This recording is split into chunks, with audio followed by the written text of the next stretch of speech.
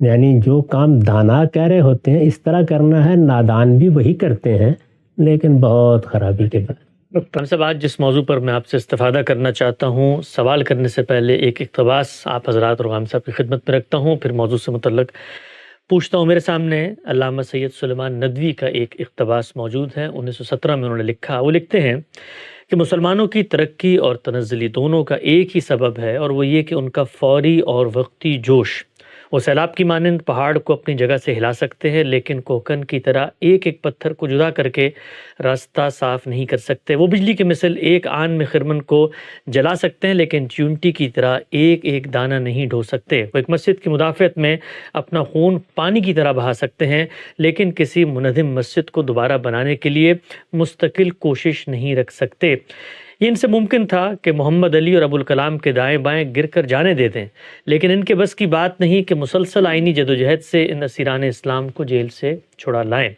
ہماری ناکامی کا اصل سبب یہ ہے کہ ہم آندھی کی طرح آتے ہیں اور بجلی کی طرح گزر جاتے ہیں۔ ہم کو دریا کے اس پانی کی مانند ہونا چاہیے جو آہستہ آہستہ بڑھتا اور سال ہر سال میں کناروں کو کاٹ کر اپنا دہانہ وسیع کر جاتا ہے۔ کامیابی صرف مسلسل اور پائیدار کوشش میں ہے۔ ہمالیہ کی برفانی چوٹیاں آہستہ آہستہ پگھلتی ہیں، لیکن کبھی جمنا اور گنگا کو خشک ہونے نہیں دیتی۔ آسمان کا پانی ایک دو گھنٹے میں دشت و جبل کو جل تھل بنا دیتا ہے، لیکن چند ہی روز میں ہر طرف خاک اڑتی نظر آتی ہے۔ ہم سب علامہ سید سلیمان ندوی ہمارے عہد کا ایک بہت ہی عبقری، بڑا علمی، بڑا نابغہ، بڑا یگانہ نام، بڑے مفکر جو کہ امت کی ماضی کی تاریخ پہ بھی نظر رکھتے تھے اور مسلمانوں کے زوال کے اسباب کو بھی جانتے تھے، کیا فرماتے ہیں اس اقتباس کو سن کے، جس مرض کی انہوں نے نشاندہی کی ہے کہ مسلمان ملت، مسلمان قوم میں ٹھہر کے لاہ عمل بنا کے ٹھنڈے دل و دماغ سے قدم بقدم مستقل پائیدار جدوجہد کرنے کے بجائے انقلاب، جل تھل، فوری تبدیلی اور ایک ہنگامہ ہے جو نظر آتا ہے، اور انہوں نے اسی کو مسلمانوں کی تنزلی کا بنیادی سبب قرار دیا۔ یہ 100% صحیح بات ہے۔ ان جیسے جلیل القدر عالم نے زندگی بھر کے مطالعے کا نچوڑ بیان کر دیا ہے۔ مسلمانوں کی تاریخ میں اس سے پہلے بھی جو بعض بڑے لوگ ہوئے ہیں انہوں نے اپنے دور کے لوگوں پر تبصرے کیے ہیں، جیسے شاہ ولی اللہ کے بعض تبصرے ہم کو تفہیمات میں ملتے ہیں، امام ابن تیمیہ کے بعض تبصرے ان کے فتاویٰ میں، ان کی دوسری تصنیفات میں ملتے ہیں۔ ان سب سے یہی اندازہ ہوتا ہے کہ صبر کی تلقین بڑی بنیادی حیثیت رکھتی ہے۔ یہ تو ایک عالم ہے، بڑے عالم ہیں، اور مسلمان قوم میں اپنے تجربے کی بنیاد پر تنبیہ کر رہے ہیں۔ قرآن مجید نے پیغمبروں کو یہی تنبیہ کی، یہی توجہ دلائی، بار بار یہ کہا ہے کہ کہیں صبر کا دامن ہاتھ سے نہ چھوڑ دیں۔ اللہ تعالیٰ نے جو نقشہ بنایا ہے، جس اسکیم پر وہ دنیا کو چلا رہے ہیں، اس میں چیزیں بالعموم تدریج سے پیدا ہوتی ہیں، تدریج سے نشو و نما پاتی ہیں، تدریج سے ایک خاص انجام کو پہنچتی ہیں۔ اللہ تعالیٰ کے لیے کوئی مشکل نہیں تھا کہ وہ جوان انسان آسمان سے براہ راست نازل کر دیتا، مٹی کے پیٹ سے اچھے خاصے تنومند لوگ یک بیک نکل کھڑے ہوتے، لیکن وہ اپنی مخلوقات کو بھی اسی طرح تدریج کے مختلف مراحل سے گزارتا ہے۔ یہ جو ہمارے زمانے میں بڑے سائنسدانوں نے مطالعہ کیا ہے، اور یہ معلوم ہوا کہ ایک خاص طرح کا ارتقائی عمل ہر جگہ نظر آتا ہے۔ دنیا کا بھی جب مطالعہ کیا گیا تو یہ اندازہ ہوا کہ اس میں ایک خاص طرح کی ترتیب ملحوظ ہے، یعنی ایک دور میں جس طرح کے جاندار وجود میں آئے ہیں وہ نسبتاً سادہ اور کم پیچیدہ ہیں، اور پھر تدریج کے ساتھ پے در پے وہ مخلوقات پیدا ہوتی چلی گئی ہیں جن میں زیادہ تنوع ہے، جن کے نظم میں زیادہ پیچیدگی ہے، جن میں ریاضیاتی پہلو زیادہ نمایاں ہیں، یہاں تک کہ پھر ہم انسان کو دیکھتے ہیں۔ ظاہر ہے کہ مخلوقات میں جو مخلوقات ہمارے لیے مرئی ہیں، قابل مشاہدہ ہیں، ان میں انسان ہی سرخیل ہے۔ انسان میں گویا تخلیق کا عمل اپنے اتمام کو پہنچ گیا ہے۔ تو یہ سب بھی اسی طرح سے ہوا ہے۔ بقائے اصلح کا جو قانون دریافت کیا گیا وہ قانون اپنی ذات میں غلط نہیں ہے، وہ بھی اسی چیز کو بیان کرتا ہے۔ جو اصناف کے بارے میں ایک تصور قائم کیا گیا ہے یا قیاس کیا گیا ہے کہ شاید وہ چھوٹی چھوٹی تبدیلیوں سے یہ صورت اختیار کرتی ہیں، اس قیاس کی بھی اگر ذہنی بنیاد دیکھیں تو یہی چیز ہے۔ دنیا کی تاریخ کو دیکھیے تو وہاں بھی چیزیں ایسے ہی نمودار ہو رہی ہیں، بلکہ قرآن مجید نے مزید توجہ دلائی ہے کہ ہم چیزوں کو زوج زوج پیدا کرتے ہیں، یعنی ایک چیز اپنے اندر بعض ایسے خلا رکھتی ہے کہ جس کو بھرنے کے لیے پھر ایک دوسری چیز اس کے جوڑے یا زوج کی حیثیت سے پیدا ہوتی ہے۔ وَمِن كُلِّ شَيْءٍ خَلَقْنَا زَوْجَيْنِ، ہم نے سب چیزوں کو زوج زوج پیدا کیا ہے۔ یہ چیز آپ کو ہر جگہ نظر آتی ہے، نباتات میں نظر آتی ہے، جمادات میں نظر آتی ہے، حیوانات میں نظر آتی ہے۔ اس سے آگے بڑھ کر دیکھیں تو فکر و خیال میں بھی بالکل ایسے ہی ہوتا ہے، یعنی ہر جگہ ایک خاص طرح کے جوڑے ہیں یا زوجین ہیں جن کا باہمی تعامل ایک لمبے عرصے کے بعد یہاں کے کہیں نتیجہ خیز ہوتا ہے۔ اگر آپ انسان کے آگے بڑھنے کے عمل کو دیکھیں تو پہلے وہ ایک فرد کی حیثیت سے مرد ہے یا عورت کسی ماں باپ کے یہاں پیدا ہوگا، پیدائش کے مختلف مراحل سے گزرے گا، بچپن اور لڑکپن کے مراحل ہوں گے، اس کی عقل، اس کا شعور، اس کے سوچنے کا انداز، اس کی صلاحیتیں، اس کی نفسیات، سب کچھ ایک تدریج سے نمایاں ہونا شروع ہوتی ہے۔ کئی مراحل سے گزرنے کے بعد وہ اس قابل ہوتا ہے کہ اب اس کا دوسرا زوج تلاش کیا جائے، پھر وہ تلاش شروع ہو جاتی ہے، کہیں 18 سال کی عمر میں، کہیں 20، کہیں 25، اب تو اور عمر بڑھ گئی ہے، وہاں جا کے پھر وہ تلاش کرتے ہیں۔ جس زوج کو آپ تلاش کرتے ہیں اس کے لیے بھی وہی مراحل گزرے ہوتے ہیں، یعنی ایسا نہیں ہوتا کہ آپ جائیں اور جا کر ایک بازار میں آرڈر دیں اور آپ کو اگلے دن بنا بنایا زوج مل جائے، ایسا نہیں ہوتا۔ تو جب آپ ان دونوں میں یہ طے کرتے ہیں کہ اب یہ مل کر زوجین بنیں گے تو اس عمل کو ایک خاص مرحلے سے گزرنا ہوتا ہے، یہاں تک کہ وہ اس قابل کر دیتا ہے کہ پھر آپ بقائے نسل کا اہتمام کرتے چلے جاتے ہیں، اور یہی سلسلہ مزید آگے بڑھتا ہے۔ افکار کا بھی جب مطالعہ کیا گیا ہے تو اس سے بھی یہی بات معلوم ہوتی ہے، صاف معلوم ہوتا ہے کہ اس طریقے سے قوا کو آلات کے ساتھ، ارواح کو اجسام کے ساتھ، محنت کو سرمایے کے ساتھ، فرد کو اجتماع کے ساتھ جوڑ دیا گیا ہے، اور ان کے جوڑنے کا عمل بھی اگر آپ دیکھیں تو اسی تدریج سے ہوتا ہے۔ تو تجرید، یہ جو دنیا اللہ تعالیٰ نے بنائی ہے، اس میں آپ حیاتیات سے لے کر سیاسیات تک، سماجی علوم تک، عمرانیات تک ہر جگہ کار فرما دیکھتے ہیں۔ یہ ہم کو سبق دیتی ہے کہ یہاں نتائج کبھی فوراً نہیں حاصل کیے جاتے، نتائج کو نسب العین کے طریقے پہ سامنے رکھنا چاہیے، اور جب آپ کوئی نتیجہ حاصل کرنا چاہتے ہیں تو آپ پہلے یہ طے کریں کہ وہ نتیجہ کیا ہے۔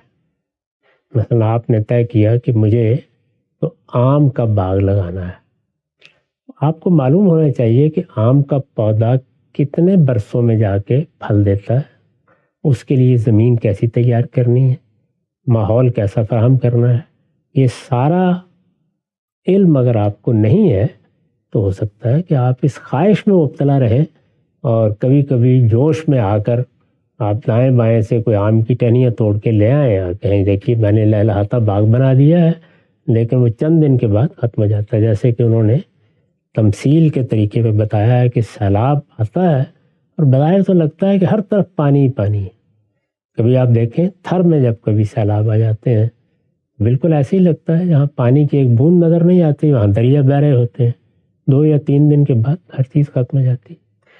اگر آپ کوئی پائیدار نتیجہ نکالنا چاہتے ہیں تو خواہ وہ سیاست ہے، خواہ وہ معیشت ہے، خواہ وہ معاشرت ہے، آپ کو اس کے لیے یہ کرنا پڑتا ہے۔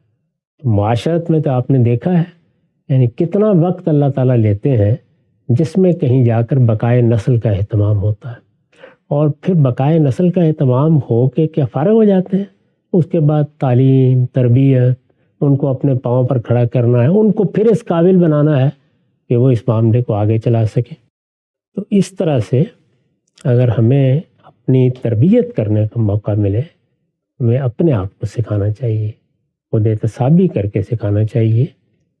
کوئی چیز نتیجہ خیز نہیں ہوگی اگر ہم نے تدریج کا طریقہ اختیار نہیں کیا۔ ہم بار بار یہ بتاتے ہیں کہ اللہ تعالیٰ نے قرآن مجید میں اس کی تعلیم دی کہ سیاسی اور سماجی معاملات میں جلد بازی نہیں کرنی چاہیے۔ دیکھیے کہ جو چیزیں رسول اللہ کے زمانے میں ایسی موجود تھیں کہ وہ اپنی اصل کے لحاظ سے قابل قبول نہیں تھیں یا نہیں ہونی چاہیے، ان کو درست ہونا چاہیے تھا، لیکن کیا ان کو چشم زدن میں درست کرنے کا طریقہ اللہ تعالیٰ نے اختیار کیا؟ اس کے لیے اہداف متعین کر دیے، یہاں تک پہنچنا ہے، یہ چیز حاصل ہونی چاہیے، لیکن قدم بقدم اس جانب بڑھا جائے گا۔ یہ قدم بقدم بڑھنے کا طریقہ ہی اپنے اندر خیر و صلاح رکھتا ہے، اور اسی نتیجے سے آپ بڑے امکانات کا تصور کر سکتے ہیں، ان کی توقع کر سکتے ہیں۔ اور اگر یہ حوصلہ نہیں ہے تو دنیا میں کوئی بڑا کام کرنے کے لیے نہیں اٹھنا چاہیے۔ ایک نقطہ بالکل واضح ہو گیا۔ خان صاحب، یہ دو چیزوں کی طرف آپ نے توجہ دلائی کہ اللہ تعالیٰ خود روئے زمین پر جب اپنی اسکیم کو روبہ عمل کرنا چاہتے ہیں تو وہاں پر بھی تدریج کا طریقہ ہے۔ مثال کے طور پہ اللہ تعالیٰ نے 2 قوموں کا انتخاب کیا کہ اب زمین پر ہر محلے میں ہر جگہ پہ پیغمبر نہیں آئیں گے، بلکہ قوموں کا انتخاب کر کے دنیا کے وسط میں وہ دعوت پھیلائیں۔ خود ان قوموں کی تشکیل کے مراحل میں 500 سال گزر گئے، لیکن خالق کائنات جو کن فیکون سے معاملات میں نتائج کا حصول کر سکتا ہے، وہ خود قدرت ہونے کے باوجود صبر اور تحمل کے ساتھ دیکھ رہے ہیں کہ جب قوم کی تشکیل ہوگی تب اگلی ذمہ داری ان کے سپرد کریں گے۔ بالکل ایسا ہی ہے، ہر معاملے میں آپ دیکھ لیجئے۔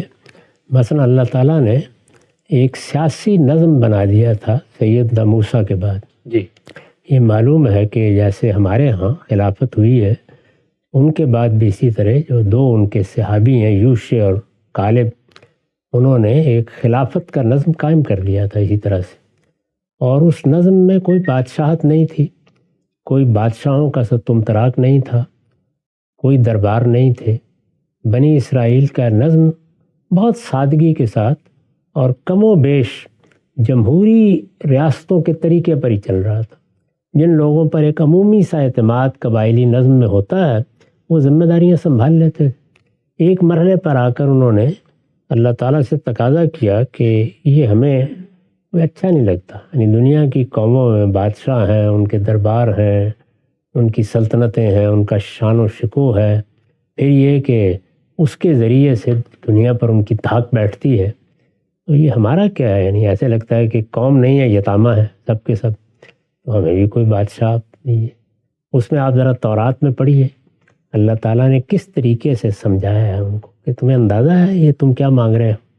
اگر یہ بادشاہ مقرر کر دیا گیا تو تمہاری نہ بہو بیٹیوں کی آبرو سلامت رہے گی، نہ تمہاری عزت نفس سلامت رہے گی، یہ درباروں میں بلا کے تمہیں ذلیل کیا کریں گے۔ ایک پورا نقشہ کھینچا ہے کہ بادشاہت کیا ہوتی ہے، اور اس میں جب مطلق العنان بادشاہ پیدا ہو جاتے ہیں تو کس طرح قومیں بالکل محکوم اور غلام ہو کے رہ جاتی ہیں۔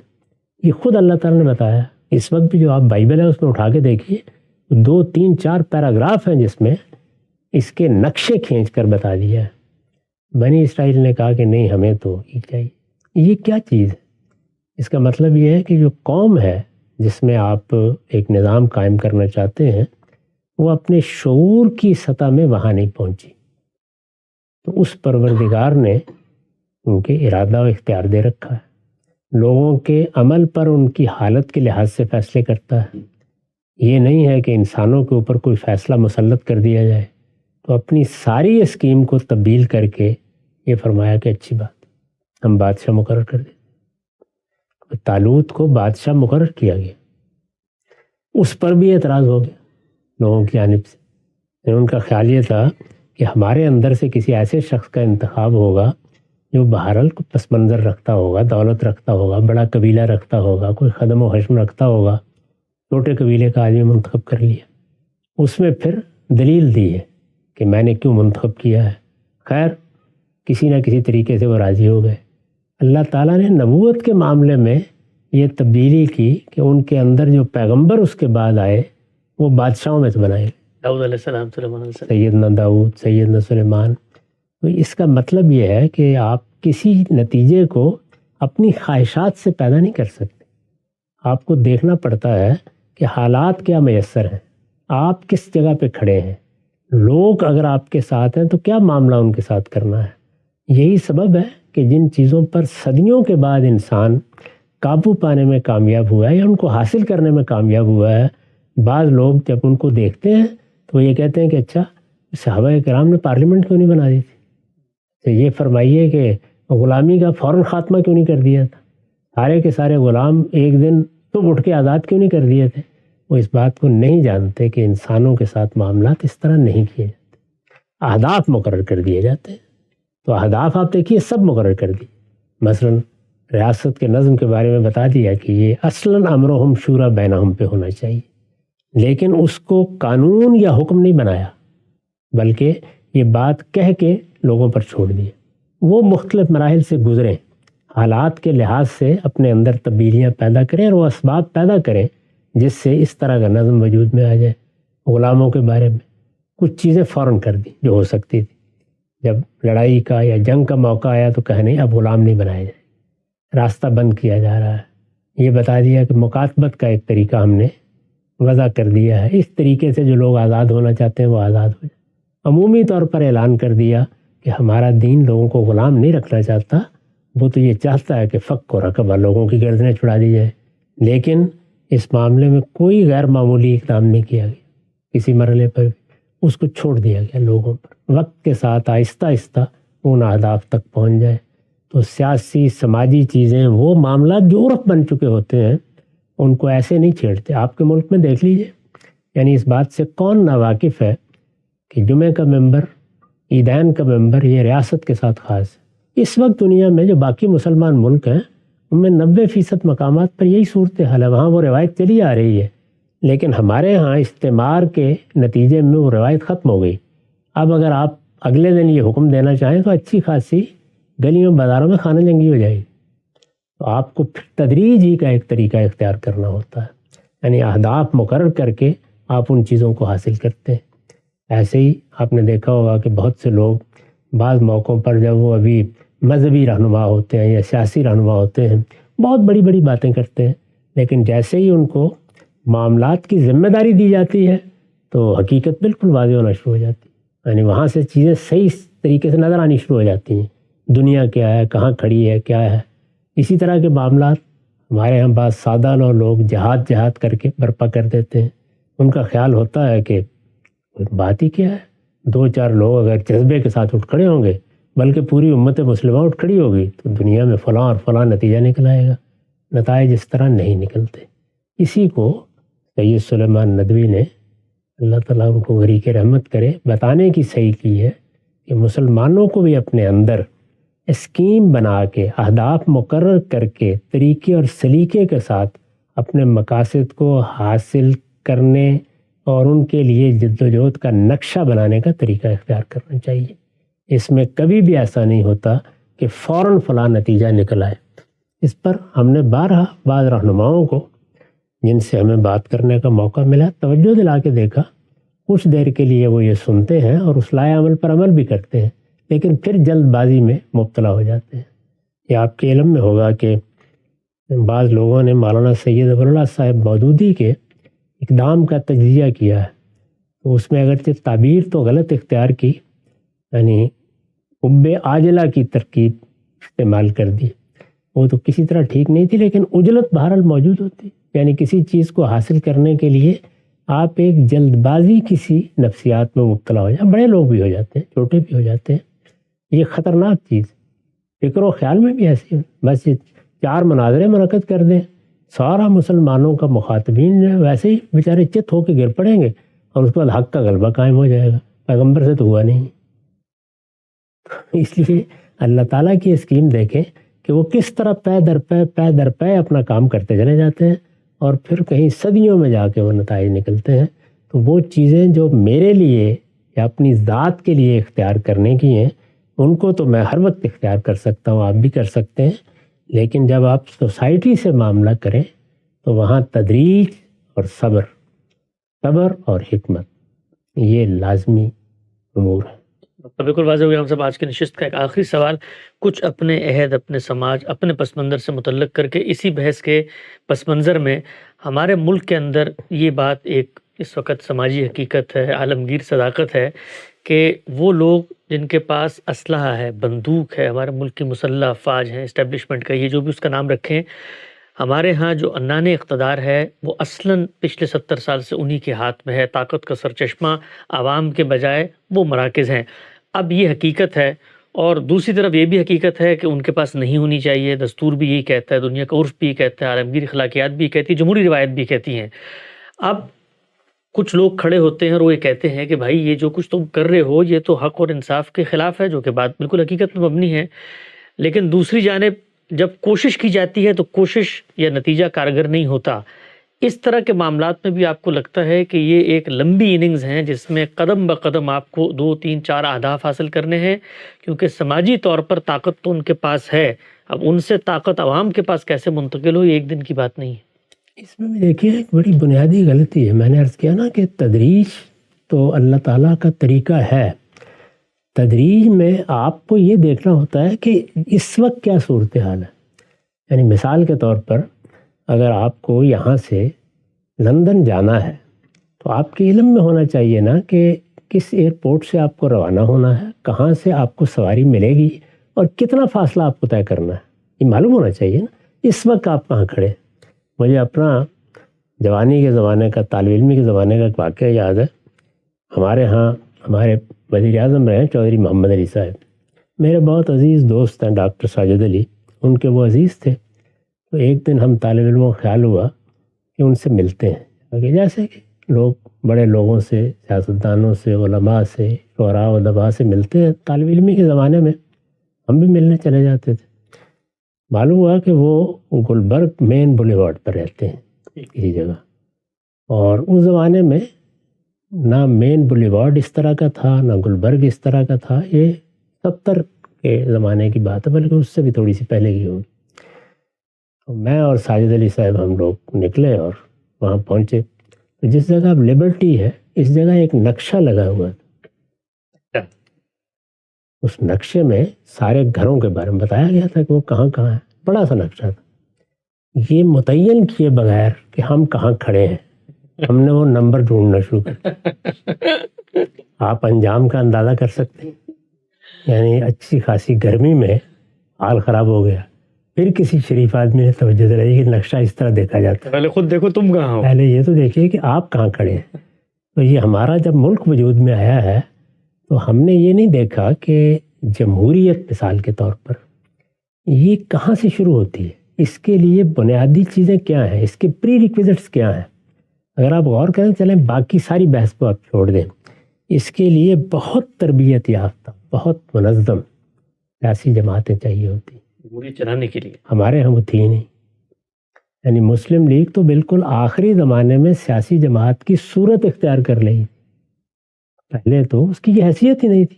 ایک بڑے ذمہ داروں کی کلب کی سی نوعیت تھی اس کی، اور اسی اعتبار سے وہ اپنا کام کر رہی تھی. تو 5-7 سال میں نہ تو سیاسی کارکن پیدا ہوتے ہیں جس طرح کے ہونے چاہیے، نہ ان کی تربیت ہوتی ہے، نہ اس طرح کے لیڈرشپ کے کیڈر بنتے ہیں. ان میں سے کوئی چیز بھی نہیں تھی. جب کوئی چیز بھی نہیں تھی تو آپ نے کہا کہ نہیں ویسٹ منسٹر ڈیموکریسی، اس لیے کہ جو ہمارے قائدین تھے وہ اسی کا خواب دیکھتے تھے. جیسے ہی آپ نے اس کی ابتدا کر دی تو حقیقت بالکل سامنے آ گئی. یعنی ابھی قومی حیثیت سے ہم طاقت اور قانون کے توازن کو سمجھنے کی جگہ پر آئی ہی نہیں تھی. تو بیوروکریسی نے اس کے بالکل برخلاف کانگریس کا معاملہ یہ نہیں تھا. یعنی وہ ایک سیاسی جماعت کی حیثیت سے تربیت پا چکی تھی، بہت مراحل سے گزر چکی تھی، بہت بڑی لیڈرشپ پیدا کر چکی تھی. اس کی لیڈرشپ ابھی تک چل رہی ہے، ختم نہیں ہوئی، اس زمانے کی پیدا کی ہوئی. تو یہ ایک ایسا تفاوت تھا جس کے لازمی نتائج نکلنے تھے. چنانچہ وہاں دیکھیے وہاں جمہوریت جیسے تیسے بھی چلتی رہی. کبھی فوج نے، بڑا ملک ہے، بڑی فوج ہے ہمارے ہاں. تو یہ حقائق ہے. دیکھنا یہ چاہیے تھا کہ ہم اس وقت کہاں کھڑے ہیں. وہی نقشے پر پہلے متعین کیجئے کہ آپ کہاں کھڑے ہیں، پھر سفر کے منازل متعین کر کے آپ چلتے. اگر آپ چلتے تو اب تک شاید بہت مستحکم سیاسی نظام سے ہم ایک اچھی جمہوریت کی طرف 50-60 سال میں بڑھنے میں کامیاب ہو جاتے. تو جو چیز ہم نے پہلے دن حاصل کرنا چاہی وہ اصل میں کوئی 60-70 سال کے بعد حاصل ہونا تھی. تو اب صورتحال کیا ہے؟ وہی جو فارسی کے اس مصرے میں کہی جاتی ہے کہ ہرچے دانا کند نادا لیک بعد از خرابی بسیار. یعنی جو کام دانا کہہ رہے ہوتے ہیں اس طرح کرنا ہے، نادان بھی وہی کرتے ہیں لیکن بہت خرابی کے بعد. بالکل واضح ہو گیا. ہم صاحب، ہم نے آج ایک بڑے اہم موضوع پر غام صاحب سے استفادہ کیا، اس کی جزیات میں اور مسلمانوں نے دنیا بھر میں جو مختلف ان کو کرائسس پیش آئے ان میں کیسے بہیو کیا. اس موضوع کو آگے بڑھائیں گے. وقت یہاں پہ ختم ہوتا ہے، دوبارہ حاضر خدمت ہوں گے. اب تک آپ کا بہت شکریہ.